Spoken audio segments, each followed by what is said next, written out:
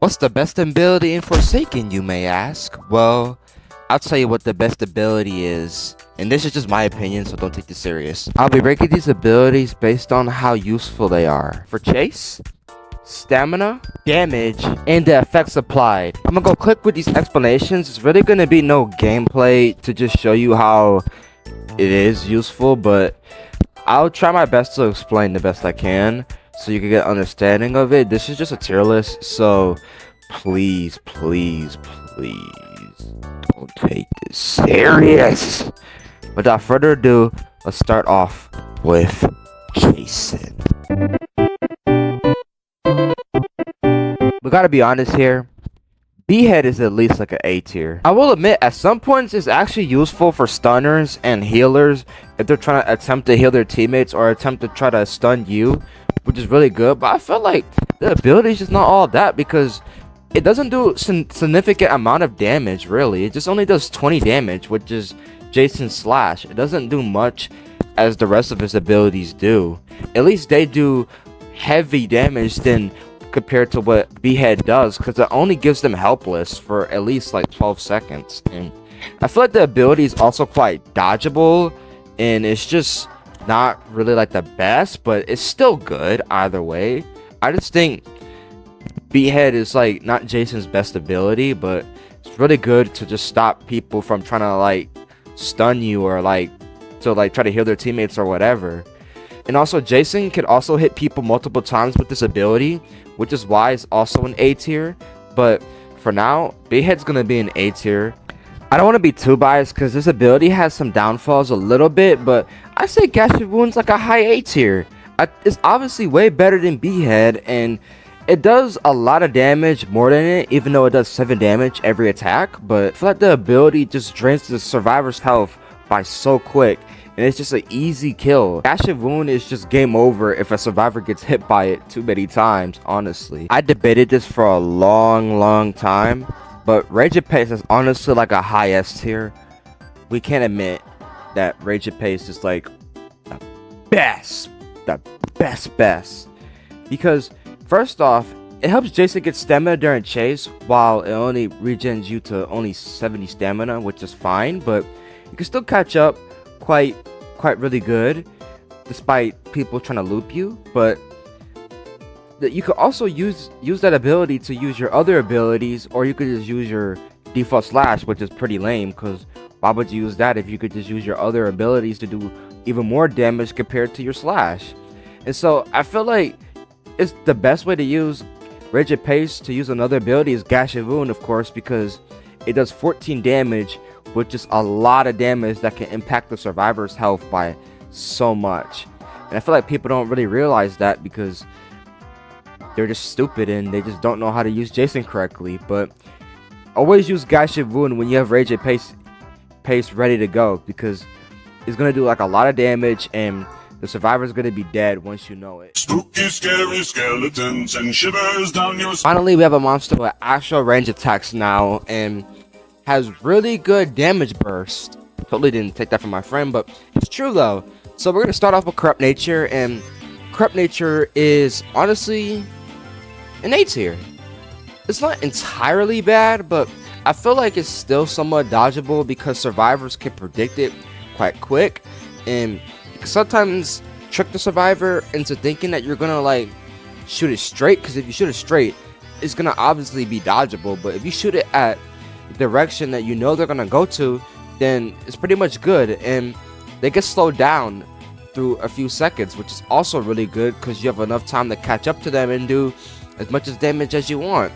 And this makes the ability quite useful, and since Cool Kid can't necessarily see people that well if he hits the abilities, because he's the only killer that can't detect anybody unless if his abilities are able to hit it. So it's really good to use Corrupt Nature if you want to see where the survivor's at. And yeah, Corrupt Nature's an A tier. A lot of people might disagree, but honestly, no introductions or really nothing to this ability, but Walk Speed Override is honestly a high S tier.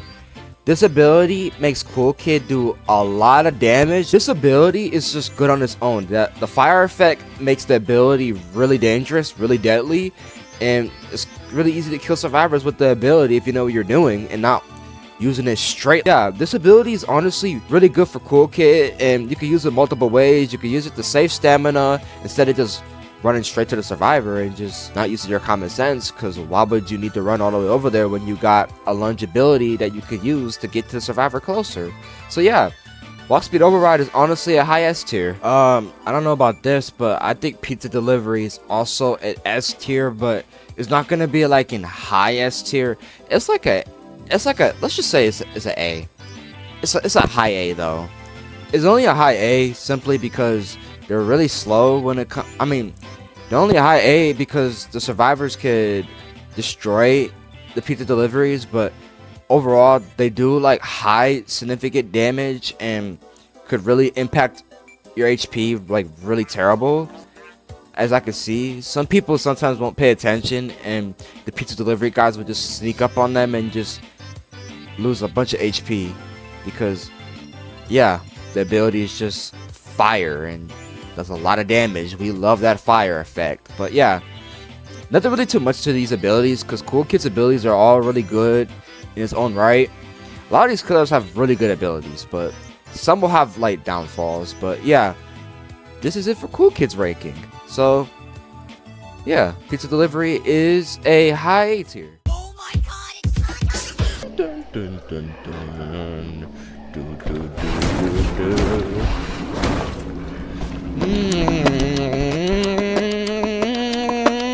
Crowd Energy is honestly an A tier. It's really good for John Doe, obviously, because he could get a lot of speed 1 precisely, and he's able to catch up to survivors, which is his whole gimmick of his abilities. But overall, I feel like it's not all that, but it still does good damage and gives John Doe speed. But I feel like it's easily avoidable at times. Not that hard to use once you get used to it, but it's honestly really good, and it carries John Doe with damage, especially because a lot of these competent survivors nowadays just won't give up. This is what gets John Doe users a lot of trouble because they never use this ability. Digital Footprint is by far John Doe's best ability in my sense of an opinion. I think it's an S tier, but doesn't deserve to be royalty like at the high. But this ability gives John Doe invincible speed. So when a survivor steps on it, they're inflicted with corruptness for 10 seconds and slowness for 10 seconds, which basically gives survivor no chance of even outrunning the killer. This gives the killer an advantage to even kill the survivor with a span of like 5 seconds. And a lot of people just don't seem to use this ability. They only place like one digital footprint thinking that it's gonna like do something, but they don't strategically use this ability as a way to get survivors really too much, because this ability is supposed to slow them down and it's supposed to make them lose a bunch of damage. Well, a couple damage, but most John Doe users usually lose is because they don't place any digital footprints to stop and slow down survivors to which path they're trying to go to, because this could stop survivors going from passageways that they usually go to, and it's just really good for the killer to able to catch up. So yeah, digital footprint is just a representation of how John Doe is just this cracked. But yeah, this is going in S tier. Yada yada yada. Unlike Rage and Pace, where like Jason can only see one person, this ability just tracks every survivor unless if Noob or 7 and 7 becomes undetectable. Well, same for Jason too, if he uses Rage and Pace. But yeah, there's nothing really to explain about this ability. It's just to track everybody.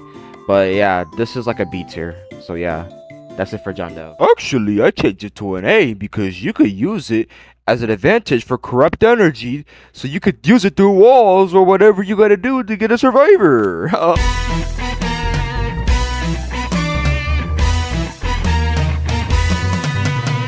At the last, we're finally at the final killer of the list, 1x, or 1 times 1 times 1 times 1. this is the true range killer right here. So we're gonna start with Mass Affection. Mass Affection is probably a high A.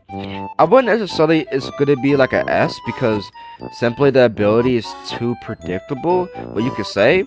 Unless if you have like the fastest reaction time known to mankind. I try my best at the fast reaction time, but they manage to just end up escaping even though they literally touch it within my grasp. But Mass Affection does a heck of damage. I mean, with a whopping of like 70 or higher up close, and with a whopping of 35 by far, which is honestly really OP if you think about that. But yeah, this ability is in high A tier, nothing else to really say about it. It's really good. Entanglement is by far the best ability in the game. Let me tell you why. Now, a lot of people might debate that Walk Speed Override or whatever ability is better than Entanglement, but you gotta be honest with me. It says, when does somebody not like to stop survivors? And even though it doesn't do significant amount of damage, it really helps kill the survivor more quicker because you're able to get to them with fast speed because you get speed too. And plus, they can't move unless they click the pop-ups. Like, we all hate pop-ups, and it basically gonna take like a few seconds if they have like the fastest reaction time known to mankind. Unless if they're on controller, they can just spam it and they're out of it for like 1 minute, for like 1 second. But this ability is just too good, and it's really good to catch it to survivors because once they're catched up to, it's basically just GG's because they can't necessarily do anything about it if they're just within the killer's radius. So I'm saying it.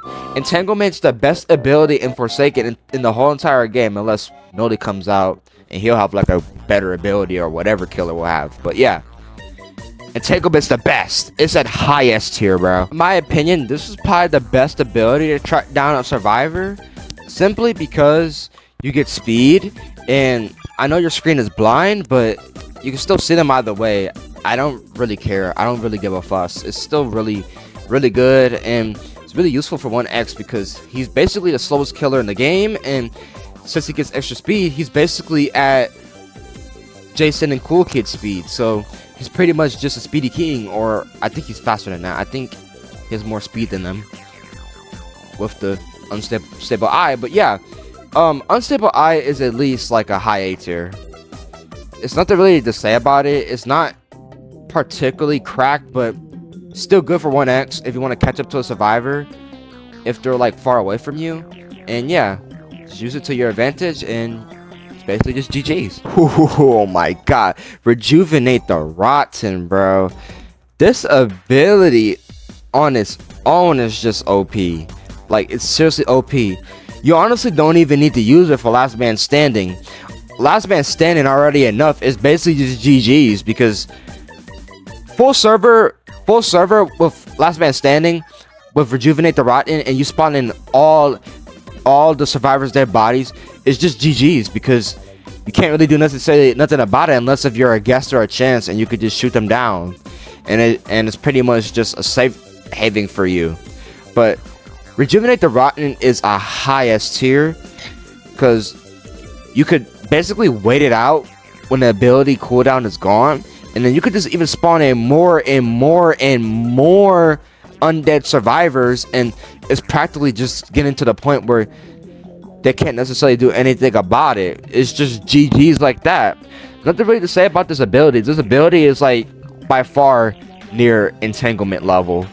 But yeah, this is it for my tier list ranking. I hope y'all enjoy it. I really worked hard on this video, and I tried my best with the editing. But yeah, I hope y'all get my opinion. Let me know your favorite ability and your opinion in the comments, because I won't argue with you, and everybody has an opinion. So yeah, this is it for today's video, and get me another video suggestion I should do so I could make it, because I need to make a lot more videos. So yeah, this is going to be it for today's video. Peace.